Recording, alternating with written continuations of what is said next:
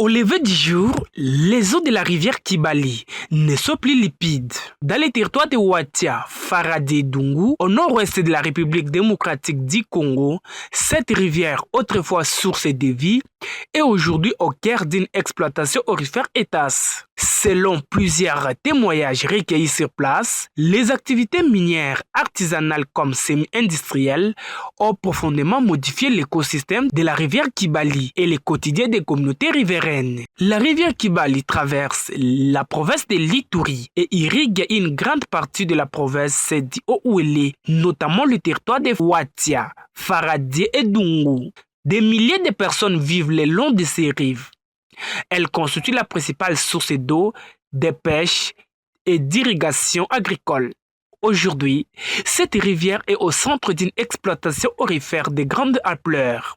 Selon les données recueillies auprès des acteurs locaux, plus de centaines de sites d'exploitation aurifère ont été identifiés le long de la rivière Kibali entre 2019 et 2025, avec une croissance montante du jour au lendemain. Les dragues et les lavages de minerais ont complètement changé la couleur d'eau, explique Justin Akeman, un négociant écologique. La RDC est devenue un grand chantier minier. On trouve presque l'exploitation minière dans presque toutes les zones. Et particulièrement dans notre zone ici, nous avons principalement la rivière Kibali et ses affluents.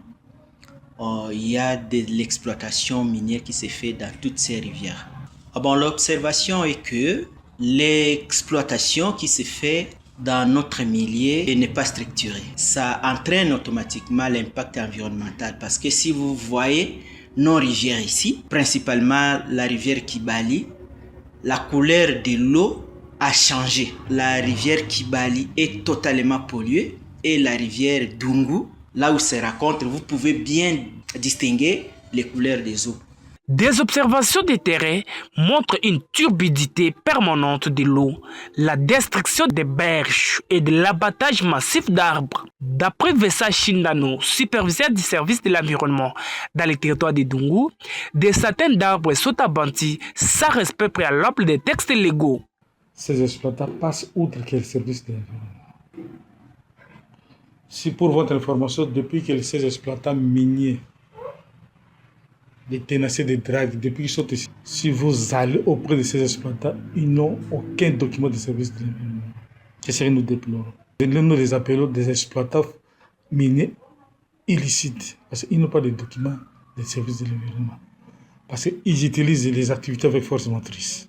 Leurs moteurs sont en train de polluer, de ranger les êtres aquatiques sans être autorisés par le service de l'environnement. Alors, nous devons quand même les interpeller pour qu'ils reviennent à la raison, qu'ils respectent les textes légaux qui régissent le service de l'environnement. Les textes existent, mais ils ne sont pas appliqués, reconnaît Pascal Kirongozi, activiste des droits de l'homme, basé dans le Haut-Ouélé. Les communautés n'ont ni compensation, ni protection. Il y a des conséquences énormes. D'abord, vous devez savoir, avec cette exploitation, il y a des éboulements.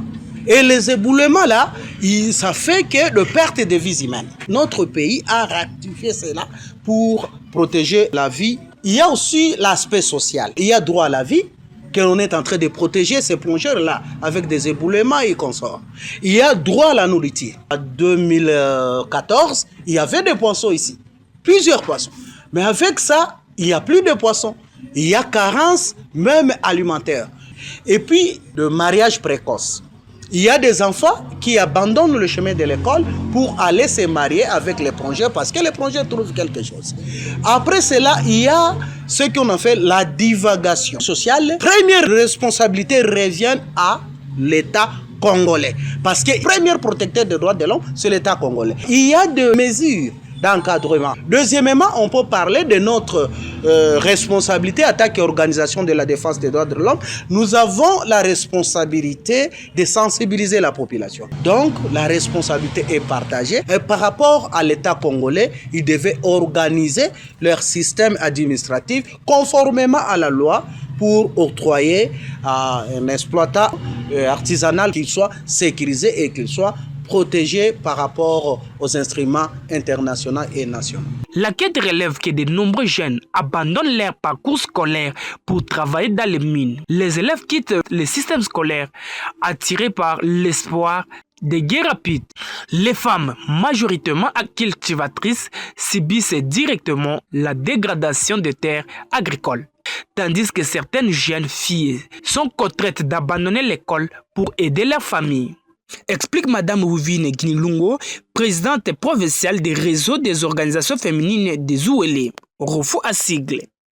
La première conséquence est l'usage de cette eau. Quand il y a carence d'eau, les mamans descendent pour s'approvisionner, afin aussi de faire le ménage, les activités ménagères dans les foyers.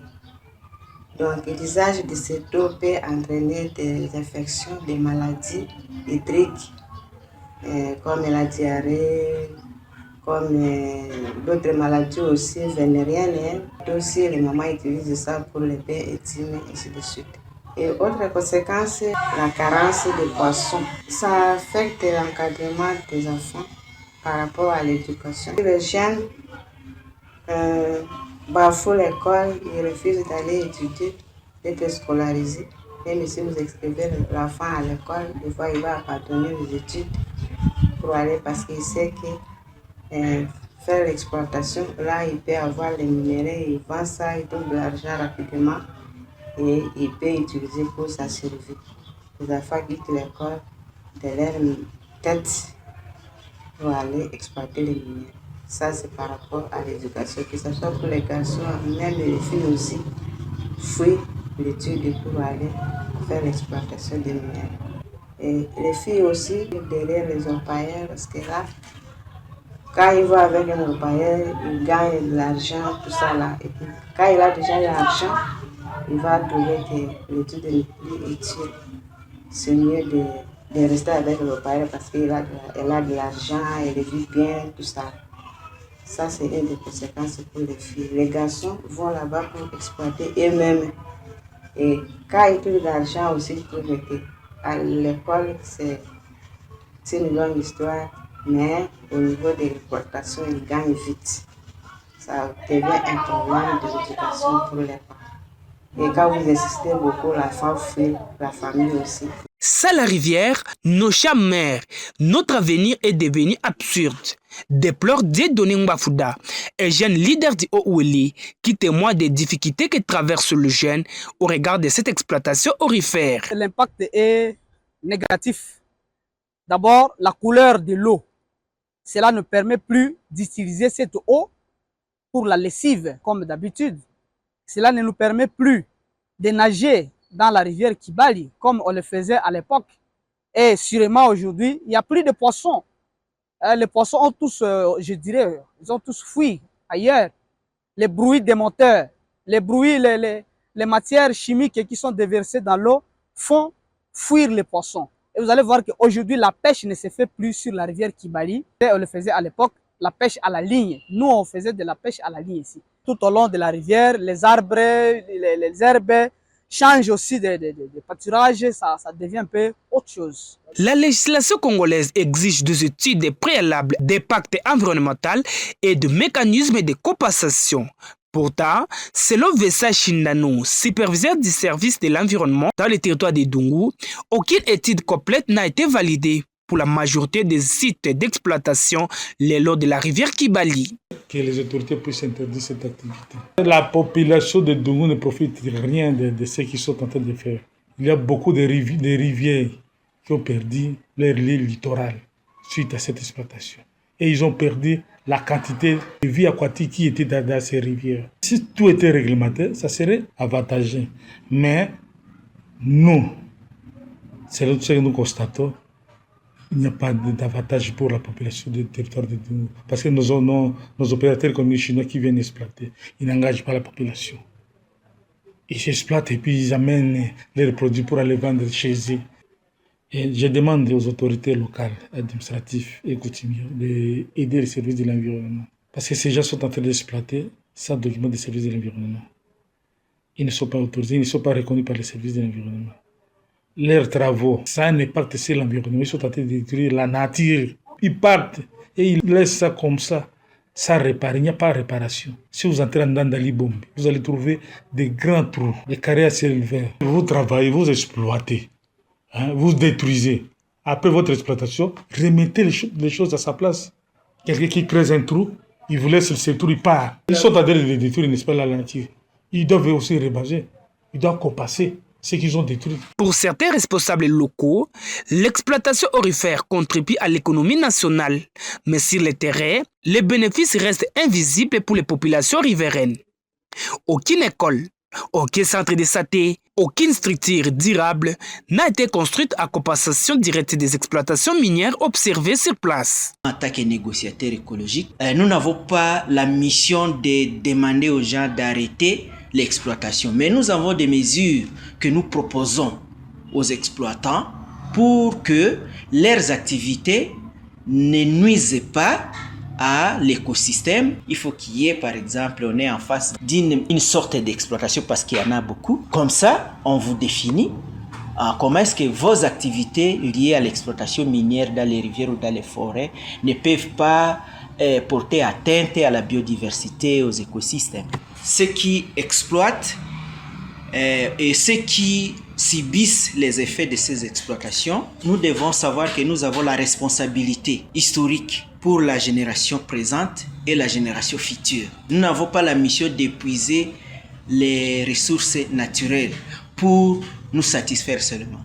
Mais nous avons aussi la responsabilité de garantir la génération future. Nous avons cette responsabilité, c'est-à-dire que notre exploitation soit une exploitation pensée, une exploitation responsable qui va contribuer aussi au bien-être des générations présentes et générations futures.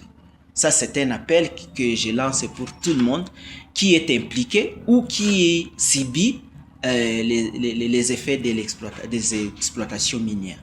Face à cette situation, les communautés appellent à une implication réelle de l'État congolais, des entreprises minières et des organisations non gouvernementales. Sans une exploitation responsable, la rivière Kibali risque de devenir un symbole qui sacrifie l'environnement et les droits humains au profit de l'or. Cette réalisation a été rendue possible grâce au soutien financier d'Environmental Défendeur dans le cadre des subventions pour le journalisme environnemental 2025.